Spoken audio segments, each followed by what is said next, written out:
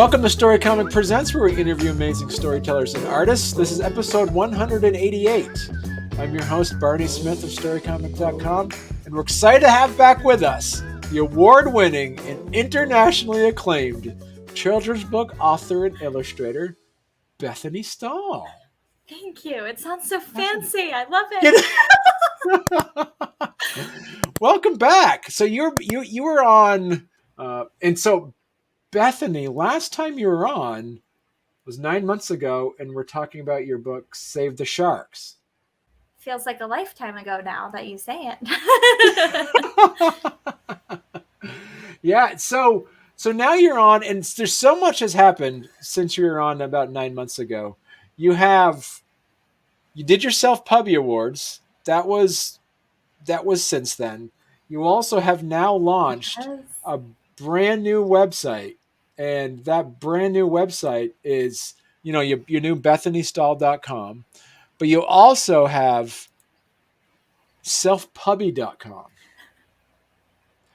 So, and I remember I might have asked you last time you were on, but when do you sleep? Because you are always constantly doing something.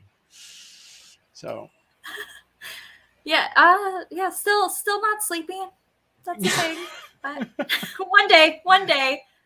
There's hope for retirement, I think, one day. So you just came out also, you just recently, a couple of days ago, as of this recording, you published Save the Air. And we'll talk about that in a little bit. But do you want to kind of give our readers, our viewers and our listeners a little bit of explanation on the selfpubby.com and why people should be checking it out? Yeah.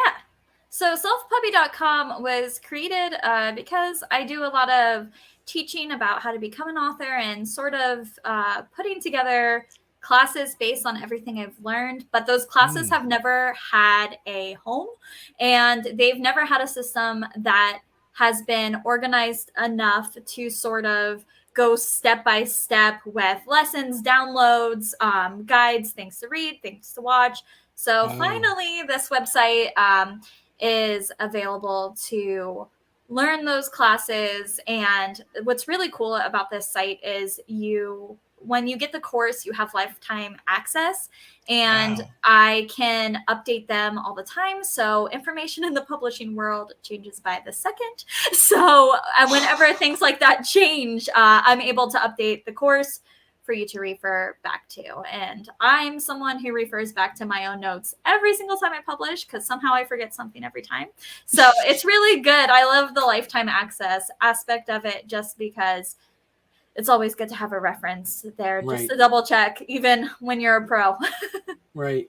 So because you do also have a Patreon page as well. Yes. And your Patreon page, you have different levels. You have the archive level, the self-pub squad. So the question that would be on my mind now would be, so what are some of the benefits that somebody would get through the Self-Pubby site as compared to someone being on your Patreon page? Yeah, so Patreon is really designed for individualized help. And Patreon still has access to some of the resources on Self-Pubby, but the benefit to Self-Pubby is that it's completely organized in a step-by-step format with lifetime access. So there's no subscription fee like there is with Patreon. But Patreon still is absolutely amazing. I share, behind the scenes stuff that's happening in the real world. So things of that sort that you're not going to get in the classes, as well as individualized help. But if you don't need that and you only want classes, then you can definitely benefit and probably save on Self-Pubby. So yeah, Too cool. Okay. So on the selfpubby.com, there's also a link to your Self-Pubby Awards, which you launched earlier this year as of 2022. Yes.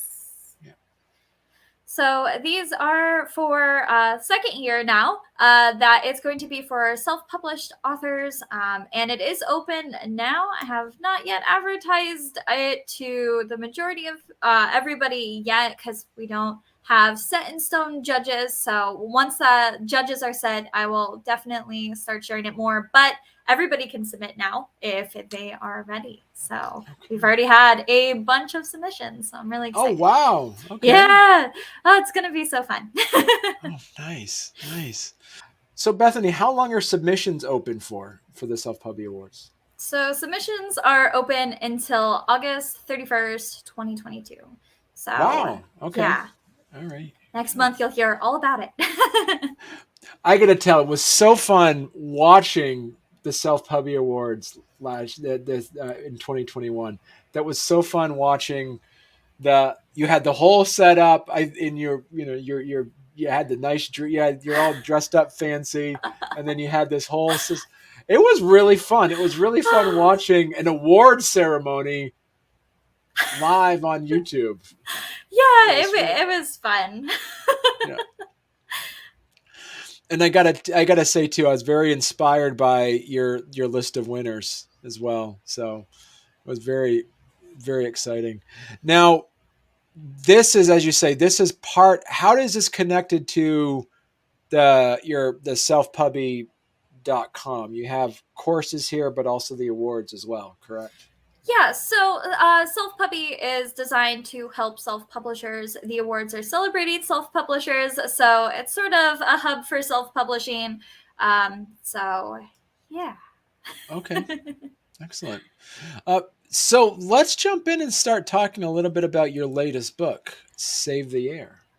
Yeah, so Save the Air is all about air pollution, which is now a very hot topic and growing topic, especially in the real world as we see different things happening with our air and laws regarding that. So it's important to know how we can help on an individual level. And in this book, Anna and Grandma from Save the Arctic are back, and they go and visit Cho and Mateo from Save the Bees in the city and learn how they can make a small difference. Okay. Now, we talked last time you were on the show. We were talking specifically about how to build a children's book and in the importance and the layout and design and all that fun stuff. And so, my question to you as well is, um, this is the ninth book in the series. Yes. Yeah. Have it on my So, wall. so as an author and illustrator, what are some of the things that you learned from your previous books that were new and different for you in book number 9?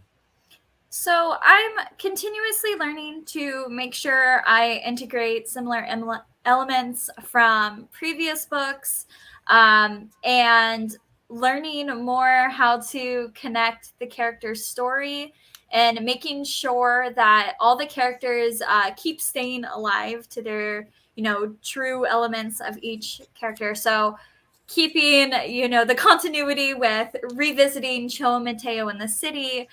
So we learned they were in an apartment in the city last time, but I think this book was fun to continue to play in the world of Save the Earth and really keep deep diving those connections and making it all come together.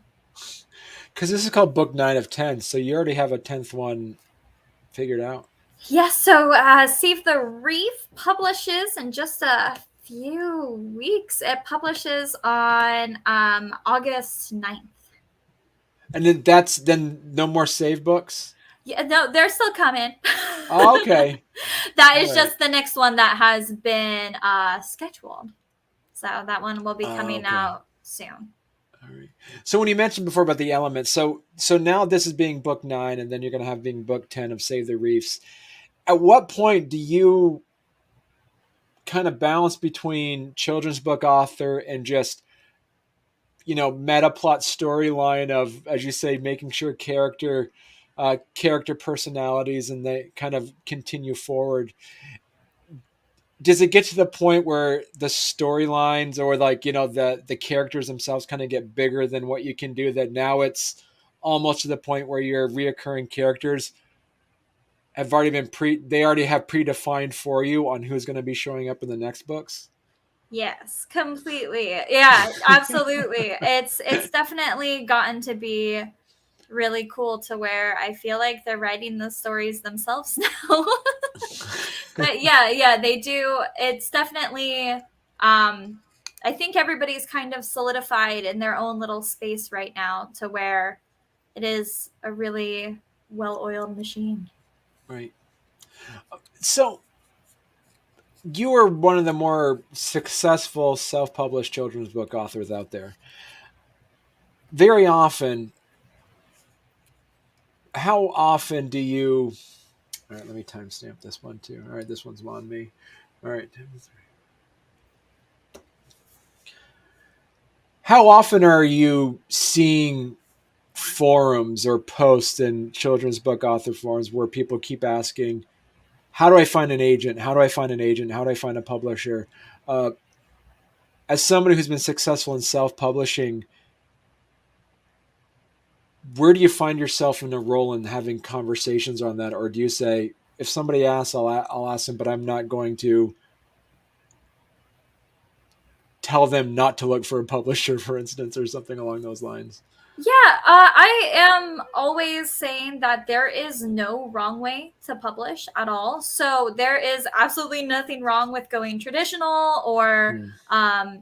wanting to be self published. I am a huge advocate for self publishing, though. I definitely always try to make sure everybody knows it's a feasible option and Hmm. that you can be successful with it. So I definitely really like to share my side of it. And I one of the most beautiful things about self-publishing for me is that you have full complete control from concept to design to when you publish. If I get into, I publish a book a month, that's, the mode I'm getting into, or if I need to take a break for, 6 months or more.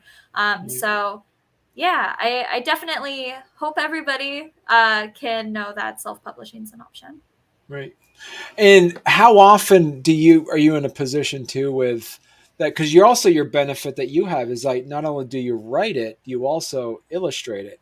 Yeah. So not only are you a self-publishing, you're doing the marketing, you're literally doing everything, even to the point of actually, you actually lay out, you do other. So then I guess my question for you is, other than having beta readers, is there anyone else that you rely on for publishing books? Absolutely beta readers and without a doubt editors every single time. I Okay. use two editors at least per book just to help with grammar and then one to make sure I, proofread and don't make any mistakes. Because even though children's books are short, sure enough, there will be a mistake in there that, I've missed, that the first editor's missed, that the proofreader catches every single time. So So previously, we also asked the question of as you said, the importance of editing, the importance of having an editor. So folks that might be listening to this or watching and say, "Hey, this is great. How would I find a professional editor for a children's book?" yeah, my favorite resource to find editors is the Editorial Freelance Association. So it's a website where you can browse and look at different editors, their specialties, the topics they like to use. And a lot of times your favorite authors will list editors, especially if they're traditionally published, on the copyright page. So if you have a series that you love, you may be able to kind of take that sneak peek and see who your favorite authors are using. And 9 times out of 10, they have a website and will offer editing. Recently, I discovered there's something that children's book authors do as well, is look for comp authors, as in comparison authors. If somebody wants to say, "Hey, I just made this book about a taco that is on its first day of school," or something along those lines, what would be your advice on authors potentially looking for some comparative other books that would fit in their field? Yeah, so it doesn't necessarily have to be as specific as that. General themes will work for comparables. Yeah. So to where I think a lot of times, like for that example, somebody might get stuck on, well, I can't find any other taco characters. But you don't necessarily have to find comparable authors. So the type of topic or the type, if you're writing in rhyme or prose, or if it's Right. humorous. So kind of looking a little bit stepped back at that, you'll have a better time at finding Right. comparable work. And I gotta say, because to and that example might be first day of school genre books or something along those lines. What would and I love so full disclosure for our listeners out there, I am a member of Bethany's Patreon. Great information on there, and I have to say one of the more amazing resources that I gleaned from your Patreon page was the breakdown or the outline of a children's book. And it was interesting that you had challenge. How would that go again? It was like challenge to overcome. Like you have to go through 3 challenges or 4 challenges. Yes. Yeah, so typically you have your introduction of the setting, then you have your first challenge that you have to overcome, the second challenge you overcome, the third challenge you overcome. Those can also be failures. So first challenge fail, second challenge fail. It depends on which works better for your story, and then the final one that you make it, and then it is done. It's real nice. And one of the favorite examples of that is The Little Engine That Could, is a really good simple story that follows that you try and you just can't do it, Right. you try. So yeah. Was that something that you discovered on your own, or is that a kind of children's book 101 thing? A little of both. Not all children's book authors use it, and you don't have to. Okay. There's sometimes that I won't necessarily use it, or I will adapt it to different ways. But the rule of three in the middle is something that's somewhat common, and even for growing outside of children's books, you still have that classical story arc Hmm. that you'll want to follow. It's just really condensed for a children's Right. book. Well, and so the more people dive into learning more about children's books and realize how incredibly difficult it is to write a children's book. It's because first of all, there's psychology involved. There's archetypes involved. There's um, the readability to the point of the same thing when you make a cartoon for like a children's movie. You got to make it entertaining enough even for an adult to appreciate it. Plus, children don't have their own money to buy a book. You have to market also for the purchaser, which is also a parent or a loved one. What would be your advice from the marketing perspective, as well as how do you market something for the person who is purchasing it but not being the end user? Yeah, it's a tricky thing because as children's books, you're not marketing to children. They're not the ones buying it. You are marketing to parents. So it's really looking at it from an adult perspective and Mm, giving them the information of why you need to buy this book, because more so than you're selling it to adults, you're not selling it to adults for themselves. You're selling it for them to be kind enough to gift it to someone else. So it's even harder than just selling to a person. You're selling to somebody who needs to also be nice in return. So it is definitely trying to make the case that how it will help them, how it will make their lives easier. For my books, one of the great ways that I can market them is they're educational. So for teachers, they're a great addition for story lessons to help highlight and illustrate things. And of course, I definitely market more towards environmental minded parents who are more involved with sciences and things of that sort to help give to right. their children. And that's a good point too, as you're saying that. How important is it to for those that when making children's books to uh, make it either generalized or niche? What are the pros and cons of both of those? If you go niche, it's the pro is that you can take over a market. The con, though, is you may not ever find your market if you go too niche. So Right. it's sort of finding the balance in between, because, of course, if you go too general, you have so much competition. People might not ever find your story, even if it's the best book ever written. Right.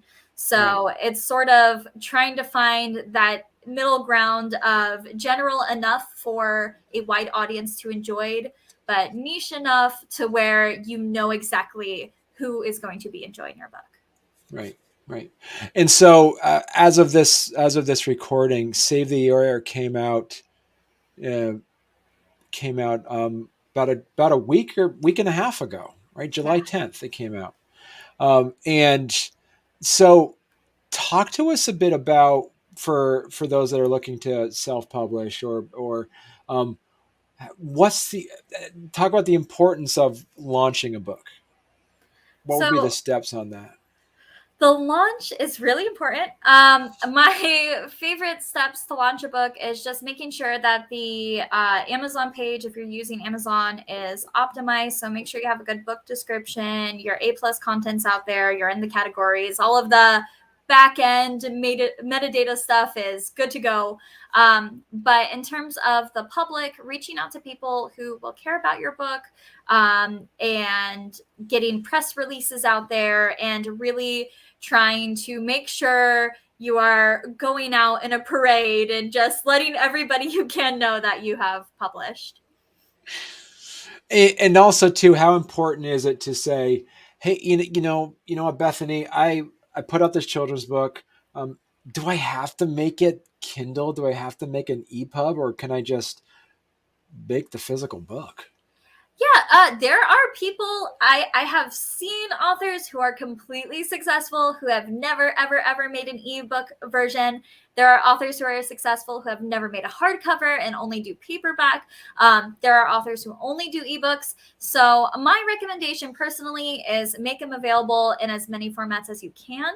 But Hmm. if you absolutely don't want to, I have seen people be successful without it. But I do recommend, if you make it available in as many versions as you can, the audience you are capable of reaching is just so much bigger.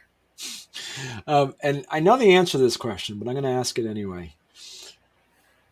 If someone's saying, "Hey, Bethany, should I do Ingram Spark, or should I do Kindle Direct?"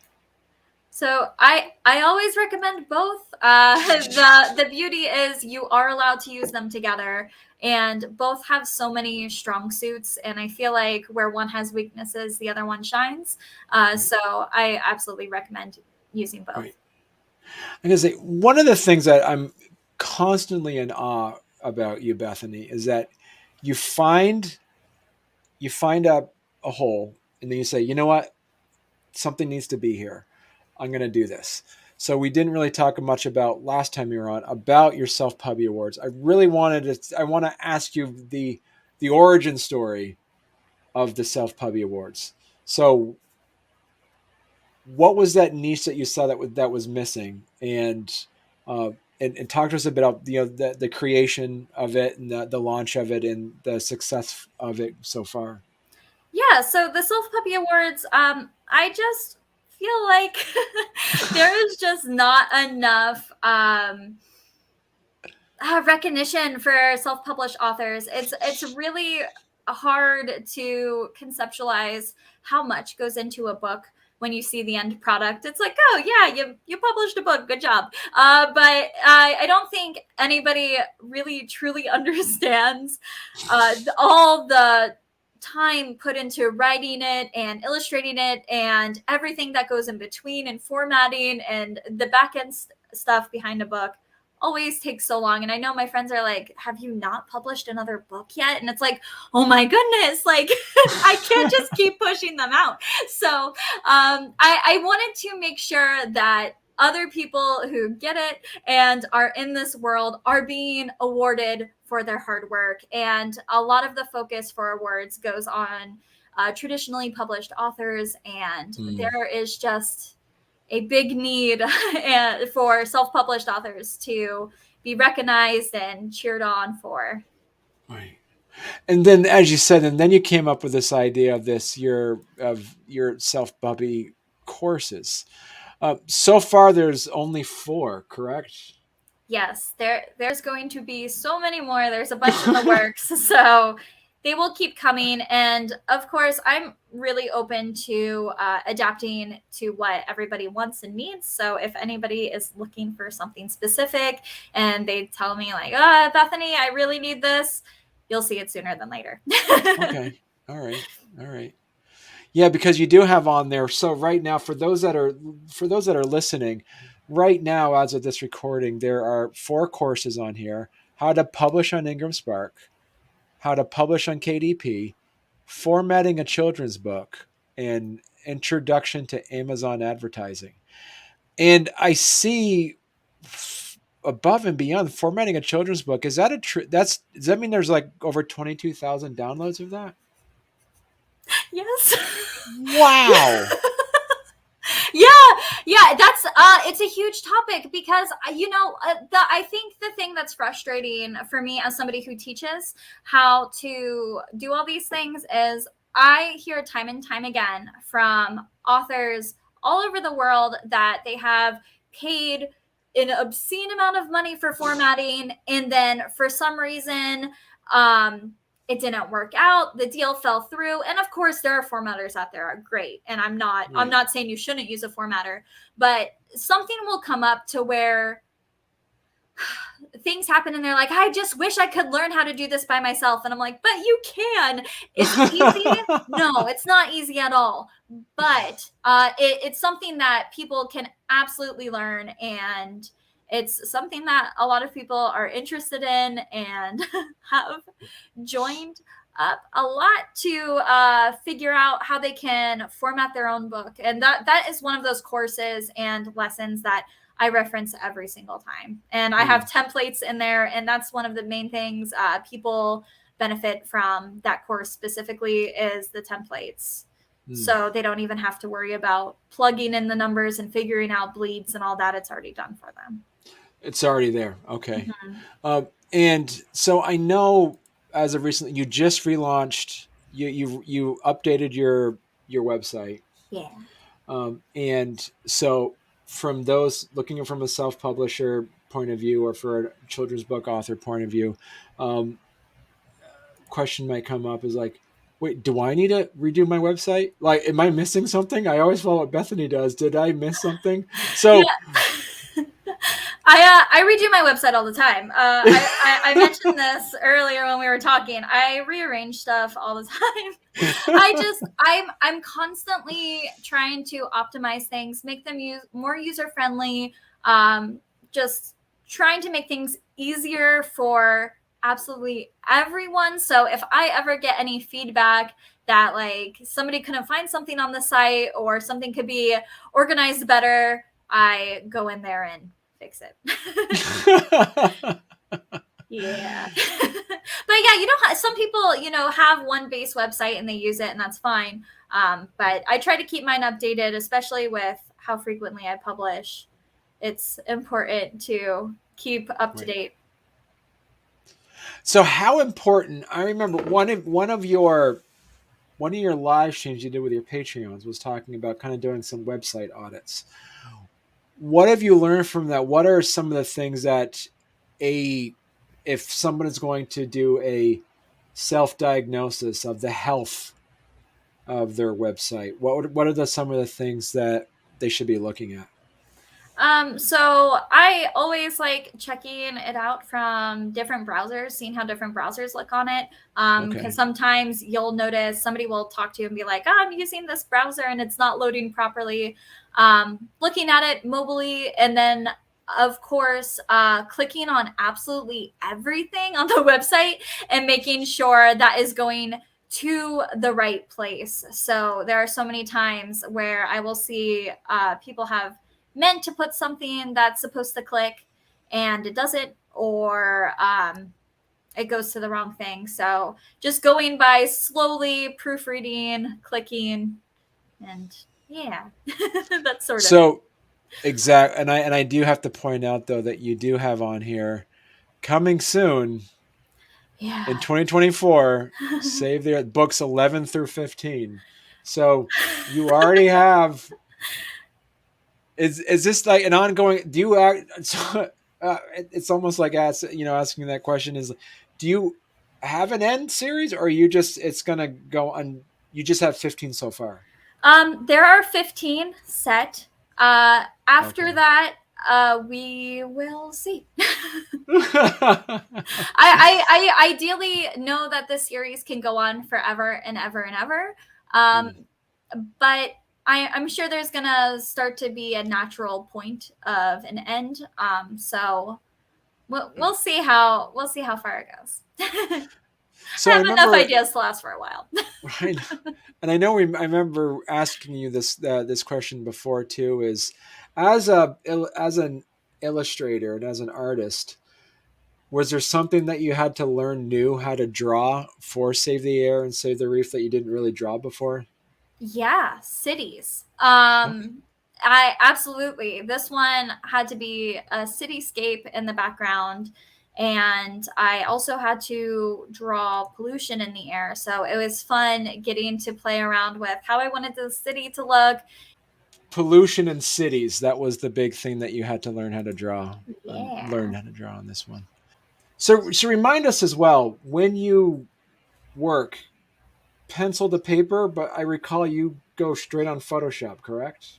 As you draw? Um, recently, by recently I mean like the past like probably 5 books, it has been purely Photoshop. But sometimes when I'm working out a new character, I still go back to pencil and paper just Okay. to roughly sketch a few ideas. And every story starts there, but now that these characters I know pretty well, uh, typically I can just start in Photoshop. And yeah, and so as you're doing that, talk to us a bit about your process. You script out something. Do you kind of like draw it off as a some thumbnail sketches of how you want to lay everything out, or is it all you just kind of jump right into it? Yeah, I do a little bit of both. So I will separate the book out first by text. So I'll know what text goes on each page. And then I will look at each page and do a rough idea if I'm not sure of like a thumbnail sketch, but sometimes I know exactly what I want for the page. And then I'll look at the entire book and just make sure I'm not repeating shapes or concepts throughout the book to just make sure there's still movement and Mm. things are changing. And since you started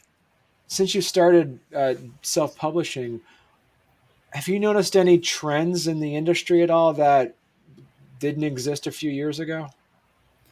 Um, I think the big trends are still changing. So there's always the next big thing, um, from whether it be a topic about slime or unicorns or things of that sort. So those big trends are still going. But other than that, I think it's been pretty much the same. The competition though is it's getting fierce, especially with so many people who are publishing. There is just the greatest amount of high quality work that has been coming out lately. I think everybody in the industry is sort of pushing each other up to a whole new level to Mm, where I think it's a good thing. I think all of our quality is slowly becoming better and changing. right. And so, what would be your recommendation to budding children's book authors and writers and illustrators to kind of get above the noise? What would be your recommendation? Just write what you love and just stick to that. I always use the example of my Save the Earth series. So I went to school for science. I have a background in environmentalism. I have lived so many of these stories that I'm writing, and it has just so happened, that I will write a book that I care about, and then a trend happens. So, right, that happened with Save the Ocean. As soon as I wrote it, huge talks about ocean pollution just happened right at the same time. Save the Air published on the day that there was a lot of big talks about the Clean Air Act. So there will be something big happening around the topic of your story, but trying to chase those is so difficult. And while it can be done, I always advise to really stand out and build longevity with you and your brand, and to really love what you're writing and not get burnt out is just stick to what you love, and you'll absolutely find your audience. Right. So in other words, don't write to the audience. Write to the book that you would like to read Absolutely. yourself, and your audience will follow. Okay. Yeah. Was there anything that you wrote? Any books? I'm just kind of curious. And I think we talked about this. Some of your other titles. Was there anything that you were surprised it didn't take on as much as you thought it was going to, or were there other books that you were surprised they took off so quickly?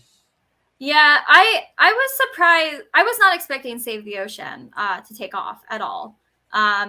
That one was completely by surprise. I wasn't planning on being an author. I was just, having some fun in my free time. And when that took off, I made me take a look and go, huh. But one of the ones that I wish took off a little bit more would have been Little Red with Miko's Nutty Tales. So I really loved that book. I remember you and saying that. Yeah. and yeah, no, that one didn't do as well online, but I will tell you, in person and in school readings, that is the favorite. So I always encourage people not to give up if it's not the best online. So I will have books like that, to where my books that shine on Amazon are not the books that shine in person, and my books that do poorly online are the biggest hits. I promise that this Little Red is one of my most requested books. But yeah, online it doesn't look like it did well at all. So yeah, it's interesting to see how it goes. So online reviews and online presence in terms of books aren't everything. Right. Right. Uh, Advice for folks who are looking at trying to get into board books. How different is that scene compared to, say, books for like 8-year-olds? Yeah, it's board books are difficult only because of the printing aspect of them. Hmm. So logistically, there are no print-on-demand companies currently that offer board books. So that gets more into trying to find a printer and you having to store the stock of that. But also in terms of content, they're not as in depth as a picture book per se, even though they're still picture books. They can be a little more fun and absolutely designed for an even younger reader. Right. So yeah, Right. those are really cool. I always wanted to do board books. And so one of the things too that we talked earlier about too is that now with an interactive world that we live in, that you also have available, you have an audio version, a read aloud version of your books. You say you have workbooks that accompany this. Is this something that you feel as though is important for the the value of the story you want to tell, or is it important also for a marketing to create this more of an educational audience too? Yeah, I was for the workbooks. I was asked to create those for schools, preschools who really were looking Hmm. for more content on that. So that was definitely created by request, and I think can be a really great marketing tool, especially if you are in something educational. And then for the animated read aloud audiobooks. Those are just for me. So they don't generate a lot of revenue, but they have the ability to reach a wide audience. And one of the things I'm really passionate about with authorship is making sure everybody has access to my books. So that way you don't necessarily have to buy it, and as long as you have an internet connection, you can still enjoy the story. So I definitely don't want to leave anybody out who wants to enjoy the story. And those have done well. And libraries and schools will also use those versions to show alongside of the book, which Okay. is really exciting. Right. So I wanted to ask you too. One of the things that we talked about 9 months ago when you were on, that you're working on a novel. So really curious what the status is of this long form novel that you've been working on. Yeah, so it's the first of, I think, a trilogy, but it might be a saga, you know. I've kind of fallen a little bit in love with it. But right now it is in the proofreading stage. So Okay. it is getting ready to be done and be launched soon. But yeah, it is on its way. Right. Good for you. So, all right. So, for those that want to learn more about Bethany Stahl, author, author, illustrator, what's the best place could they go to then? Yeah, the best place is my website, Okay. BethanyStahl.com. So that's going to be the sort of hub of information that will direct you everywhere else. So self-pubby links on there. You can find my pages on there, everything. Yeah. Keep Yeah. you For on. those that are listening or watching the video, please, yeah, she said also, yeah, go to selfpubby.com. You got some great courses in there. More are coming. And also for self-published authors, this is a good time also as of this recording that as of August 31st, the deadline for submissions for your work is August 31st, 2022. And if you miss it out, this can be an evergreen topic. So I'm sure the same time next year and the year after that, it'll be around there. But this is for the 2022 Self Pubby Awards. And that is the second annual Self Pubby Awards. Yes. Right. Good. And also, I have to absolutely always go plug patreon.com/ Bethany Stahl. That is BETHANYSTHL. Bethany Stahl has some great membership levels for those that are interested in learning more and being able to be a part of a really active self publishing community.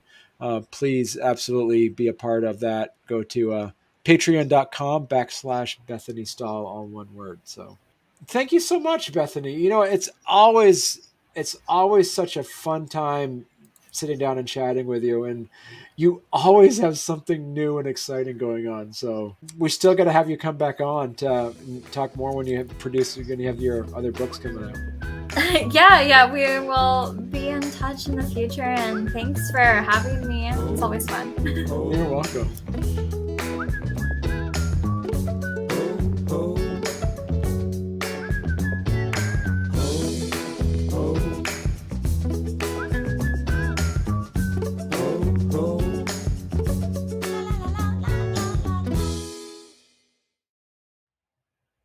Okay, good. And you know what? And that is the same background we did last time too. Yeah, I get in the habit of rearranging my office a lot, and this setup has been so functional for work that I have not moved it. I like habitually rearrange like every few weeks. I'm the worst about it. But yeah, no, I like this setup. It works. I just got one of those like under the desk bikes, so I've been like riding 30 miles a day now. Really? Yeah, I'm addicted.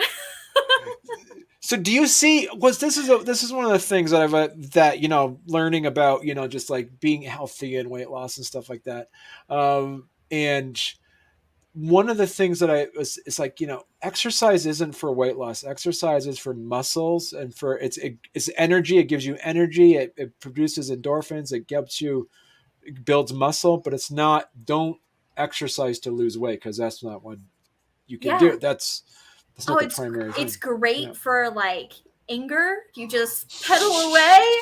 Every time you get frustrated, or if you like come up with like writer's block, you pedal a little bit. And I swear it helps my brain. It's oh man, it's been great. Yeah. Good for you. All right. It's been so fun.